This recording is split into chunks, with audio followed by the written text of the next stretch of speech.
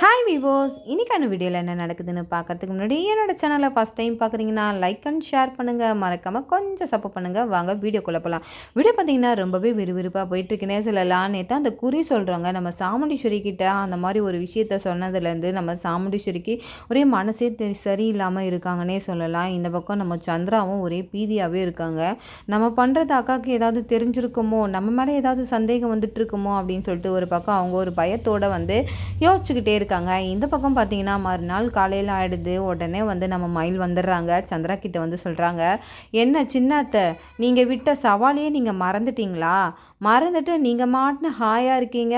வாங்க வாங்க, அப்படிலாம் இருக்கலாம் கூடாது. விட்ட சவாலில் சொன்ன மாதிரி செஞ்சு காட்டணும் அப்படின்னு சந்திரா கிட்ட வந்து ரொம்பவே வந்து வம்படியாக பேசிகிட்டு இருக்காங்க. உடனே அவங்க வந்து கோவப்பட்டு, என்னடா ஓவராக பேசிகிட்டு இருக்க, அதெல்லாம் சொல்லிட்டல, அதெல்லாம் எனக்கு புரியும் அப்படின்னு சொல்லும்போது, சரி புரியுதுல்ல, அப்போ வாங்க அப்படின்னு சொல்லிட்டு மயில் வந்து நம்ம அபிராமியோட ஆசிரமத்துக்கு கூட்டிகிட்டு போகிறாங்க. நம்ம கார்த்தி, ரேவதி எல்லாருமே அங்கே போகிறாங்க. போனதுக்கப்புறம் மயில் சும்மா இல்லாமல் திருப்பியும் வந்து நம்ம சந்திராவை வம்புக்கு இழுக்கிறாங்க. அங்கே இருக்கிற ஒரு தொடப்பத்தை எடுத்து கொடுத்து, இந்தாங்க அத்தை, சுத்தம் பண்ணுங்க, நல்லா நீட்டாக சுத்தம் பண்ணி நல்லபடியாக கோலம்லாம் போட்டு சூப்பராக வச்சுருக்கணும். ஒரு கோயில் மாதிரி இந்த இடத்த நீங்கள் வச்சுருக்கணும், சரிங்களா? இதுதான் உங்களோட வேலை அப்படின்னு சொல்லும் போது ரொம்பவே டென்ஷன் ஆயிடுறாங்க. ஆனால் நம்ம சந்திராவுக்கு பார்த்தீங்கன்னா இதெல்லாம் யாரால் நடந்தது, இதெல்லாம் என்னோட அக்காவை சொல்லணும். அவள் மட்டும் நான் சொல்கிறதெல்லாம் கேட்டிருந்தா கண்டிப்பாக நான் இந்த நிலைமைக்கு ஆளாக இருக்கவே மாட்டேன். இவனும் இந்த ஆசிரமத்தை திறந்துருக்க மாட்டா. அவள் எல்லாத்துக்கும் என்கிட்ட சரி சரின்னு சொல்லிட்டு அமைச்சர் சொன்னாங்கன்ட்டு ஒரு பக்கம் வந்து தலையை ஆட்டிக்கிட்டு இங்கேருந்து போகும்போது, நான் பண்ண மாட்டேன், யார் சொன்னாலும் செய்ய மாட்டேன் அப்படின்னு சொல்லிட்டு அங்கே போயிட்டு அந்த ஆசிரமத்தை திறந்து வச்சது ஒன்று. இந்த பக்கம் வந்து நம்ம பேச்சை கேட்காம எல்லா விஷயத்தையும் அவளே வந்து முடிவெடுத்து பண்ணிகிட்ருக்கா.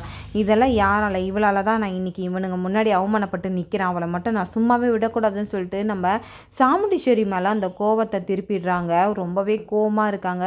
அவளை ஏதாவது பண்ணாதான் எனக்கு மனசு ஆறும் அப்படின்னு சொல்லிட்டு ஒரு பக்கம் வந்து இவனுங்க வேறு ஒரு பக்கத்தில் என்னை போட்டு டார்ச்சர் பண்ணிகிட்ருக்காங்க. இருங்கடா, உங்களுக்கு எல்லாருக்கும் சேர்த்து வைக்கிறேன்.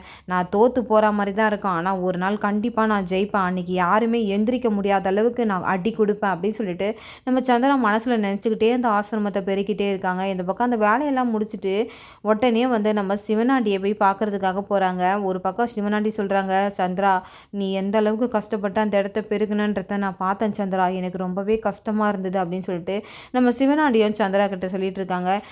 இப்போ வந்து சொல்லுங்கள், எல்லாத்தையும் செய்கிற காரியத்தெல்லாம் ஒழுங்காக செஞ்சிங்கன்னா உங்களால் நான் ஏன் அவமானப்பட்டு நிற்க போகிறேன்? ஒரு பக்கம் எங்கள் அக்கா, ஒரு பக்கம் நீங்கள், உங்களை எல்லாராலையும் நான் அவமானப்பட்டு தான் நிற்கிறேன் அப்படின்னு சொல்லிட்டு சந்திரா ரொம்பவே கடுப்பாகி பேசுகிறாங்க. சரி சந்திரா, இப்போ என்ன பண்ணணும்னு சொல்லு, நான் பண்ணிடுறேன். கண்டிப்பாக இந்த வாட்டி என்னோட குறி மிஸ் ஆகாது அப்படின்னு சொல்லிட்டு சிவனாண்டி சந்திரா கிட்ட சொல்கிறாங்க. எனக்கு இப்போ இருக்கிற கோவமே யார் மேலே தெரியுமா? என்னோட அக்கா மேலே தான். அவள் தான் இதுக்கெல்லாம் காரணம். அந்த கார்த்தி சொல்கிறதெல்லாம் கேட்டு கேட்டு என்கிட்ட செய்ய மாட்டேன்னு சொல்லிட்டு நேராக போய் அங்கே எல்லா விஷயத்தையும் செஞ்சுட்டு வந்துட்டா. அதுதான் அவன் மேலே எனக்கு இருக்கிற கடுப்பு. இப்போ அவளுக்கு ஏதாவது ஒன்று ஆனால் தான் அந்த பழியை தூக்கி அந்த கார்த்தி மேலே போட முடியும். அதனால அவளை ஏதாவது ஒன்று பண்ணணும் அப்படின்னு சொல்லிட்டு நம்ம சந்திரகலா சிவனாண்டி கிட்ட சொல்லிட்டு இருக்காங்க. சிவனாண்டியும், என்ன சந்திரா, அவளை தூக்கிடலாமா, இல்லை ஆளை வச்சு அவளை கடத்தி அவளோட கதையை ஃபுல்லாகவே முடிச்சிடலாமா? சொல்லு சந்திரா, நீ என்ன சொல்கிறியோ நான் அதை செய்கிறேன். நான் ஜெயிலுக்கு போகவும் தயாராக இருக்கேன். ஏன்னா நம்மளை ரொம்பவே சீண்டி பார்த்துட்டாங்க. இதுக்கு மேலே அவங்கள நம்ம சும்மா விடவே கூடாது அப்படின்னு சொல்லிட்டு ரொம்பவே வந்து கோவத்தோடு பேசிகிட்டு இருக்காங்க நம்ம சிவனாண்டி, சந்திரா எல்லாருமே. உடனே முத்துவேல் சொல்கிறாங்க, ஆமாம் மருமகளே, கண்டிப்பாக இந்த வாட்டி அந்த சாமுண்டீஸ்வரியை நம்ம விடவே கூடாது. அவளை ஆஃப் பண்ணாதான் இங்கே வீட்டில் எல்லாருமே அமைதியாவாங்க. இல்லைன்னு வச்சுக்கேன், இவளோட ஆட்டம் ரொம்பவே அதிகமாகிட்டே இருக்கும் அப்படின்னு சொல்லிட்டு முத்துவேலும் சொல்லிட்டு இருக்காங்க. ஆமாம்மாம்மா, நானுமே அதுதான் யோசித்தேன். இவளோட ஆட்டத்தை தான் நம்ம வந்து ஃபஸ்ட்டு அடக்கணும். இந்த கார்த்தி பையன் விஷயத்தில் நம்ம அடுத்த விஷயத்தை இது பண்ணி பார்த்துக்கலாம். இப்போதைக்கு என்னோட அக்கா கதையை முடிக்கிற வழியை பாருங்கள் அப்படின்னு சொல்லிட்டு நம்ம சிவனாண்டி கிட்ட வந்து சந்திரகலா சொல்லிக்கிட்டே இருக்காங்க. அப்புறம் வந்து நம்ம சிவனாண்டி என்ன பண்ணுறாங்கன்னா அடியாட்களுக்கெல்லாம் ஃபோன் பண்ணி சொல்லி நம்ம சாமுண்டீஸ்வரி ஃபோட்டோவையும் அனுப்பி வச்சிடறாங்க. இந்த பக்கம் பார்த்தீங்கன்னா இதெல்லாம் முடிச்சுட்டு நல்லா பக்காவாக முடிச்சுட்டு சொல்லுங்கள் அப்படின்னு சொல்லிட்டு நம்ம சந்திரகலா அந்த இடத்த விட்டு கிளம்பிடுறாங்க. வீட்டுக்கு போனதுக்கப்புறம் பார்த்தீங்கன்னா நம்ம சாமுண்டீஸ்வரி ரொம்பவே டென்ஷனாகவே இருக்காங்க. ஒரு பக்கம் வந்து சாமுண்டீஸ்வரிக்கு ஒரு வேலையாக வந்து ஃபோன் ஒன்று வருது. அதனால சாமுண்டீஸ்வரி வெளியில் போகிறதுக்காக கிளம்புறாங்க. அப்போ நம்ம ராஜராஜன் வந்து நம்ம சாமுண்டீஸ்வரி பேச வராங்க.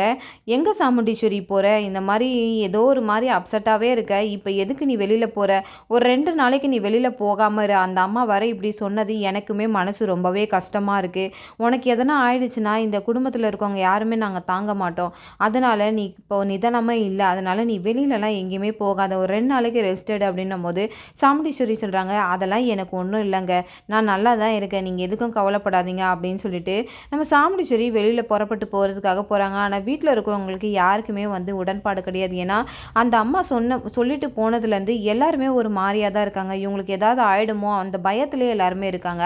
இந்த பக்கம் பார்த்திங்கன்னா சந்திராவுக்கு ஒரே கொண்டாட்டமாக இருக்குது. நம்ம நினச்ச மாதிரி அக்கா இப்போ வெளியில் கிளம்புறா, கண்டிப்பாக இப்போது நம்ம வீட்டுக்காருக்கு ஃபோன் பண்ணி இதை சொல்லணும் அப்படின்னு சொல்லிட்டு சந்திரா ரொம்பவே சந்தோஷத்தோடு போய் சொல்கிறாங்க.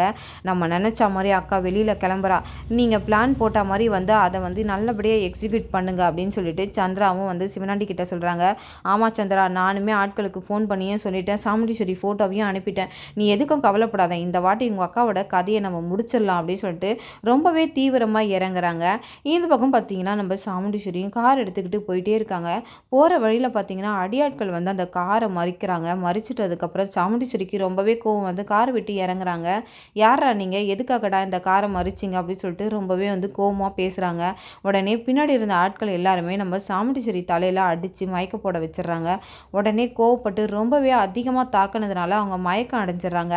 இந்த பக்கம் பார்த்தீங்கன்னா அதே சமயம் நம்ம கார்த்தி ஒரு வேலையாக வெளியில் போகிறதுக்காக மயிலும் கார்த்தியும் போயிட்டு இருக்கும்போது நம்ம சாமுண்டீஸ்வரியோட காரை பார்த்து நிறுத்திடுறாங்க. எப்பா இது நம்ம அத்தையோட காருப்பா, எதுக்குப்பா இந்த ரோட்டில் நிற்கிது அப்படின்னு சொல்லிட்டு நம்ம மயில் ரொம்பவே வந்து பதட்டத்தோடு வந்து காரை விட்டு இறங்குறாங்க. எப்பா அத்தை கொஞ்சம் மயங்கி விழுந்திருக்காங்கப்பா, என்னன்னு பாருப்பா அப்படின்னு சொல்லிட்டு ரொம்பவே வந்து அங்கேருந்து கத்திக்கிட்டே வராங்க. வந்து பார்த்தா நம்ம சாமுண்டீஸ்வரியை அடிப்பட்டு கீழே விழுந்து கிடக்குறாங்க. இதை பார்த்த கார்த்தி ரொம்பவே அதிர்ச்சி ஆயிடுறாங்க. எப்பா என்னப்பா ஆச்சு, யாருப்பா இந்த மாதிரி பண்ணியிருப்பா அப்படின்னு சொல்லிட்டு ரொம்பவே வந்து பயந்து போய் வந்து இது பண்ணுறாங்க. உடனே கார்த்தி சொல்கிறாங்க, நீங்கள் முதல்ல தூக்குங்க, அத்தையை முதல்ல ஹாஸ்பிட்டலில் சேர்க்கலாம் அப்படின்னு சொல்கிறாங்க. அங்கே பார்த்தீங்கன்னா அவங்களுக்கு அதிகமாக அவங்களுக்கு வந்து அந்த சிவப்பு கலர் வந்து வெளியில் போனதுனால ரொம்பவே வந்து ஆபத்தான கட்டத்தில் தான் இருப்பாங்க அப்படின்னு சொல்லிட்டு ஹாஸ்பிட்டல்லையுமே டாக்டர் சொல்லிடுறாங்க. அந்த ஒரு சிவப்பு கலர் வந்து எந்த குரூப்பு சம்மந்தப்பட்டதோ அது கண்டிப்பாக கிடச்சிதுன்னா அவங்களுக்கு கொஞ்சம் வந்து ஹெல்ப்ஃபுல்லாக இருக்கும் அப்படின்னு சொல்லிட்டு டாக்டருமே அங்கே வந்து கார்த்திக்கிட்ட சொல்லிடுறாங்க. கார்த்தியுமே வந்து கொஞ்ச நேரம் வந்து அவருக்கு அந்த ஒரு டென்ஷனில் இருக்கிறதுனால அவருக்குமே அந்த குரூப்பு தான்ன்றது தெரியாமல் இருந்துடுறாரு.